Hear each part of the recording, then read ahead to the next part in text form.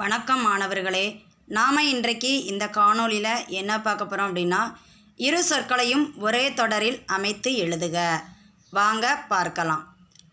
தான் தாம் அப்படின்னு ரெண்டு சொல் கொடுத்துருக்காங்க. இந்த ரெண்டு சொல்லையும் நாம் என்ன பண்ணணும் அப்படின்னா ஒரே தொடரில் எழுதணும். எழுதலாமா? பார்க்கலாமா? மகன் தான் செய்த குற்றத்திற்கு பெற்றோர்தாம் தண்டிக்கப்பட்டனர். புரிஞ்சிருச்சா? அடுத்து பாருங்க. விதி வீதி.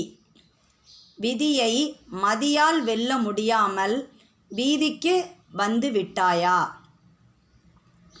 சரி, எப்படின்னு தெரிஞ்சிருச்சா உங்களுக்கு? அடுத்து போவோமா? கலை சொற்கள் தருக. டெர்மினாலஜி அப்படின்னா கலை சொற்கள். கேபினட் அப்படின்னா அமைச்சரவை. சரியா? ரெண்டு கேள்வியும் புரிஞ்சிருச்சா உங்களுக்கு? சரி, மீண்டும் அடுத்த காணொளியில் சந்திப்போம்.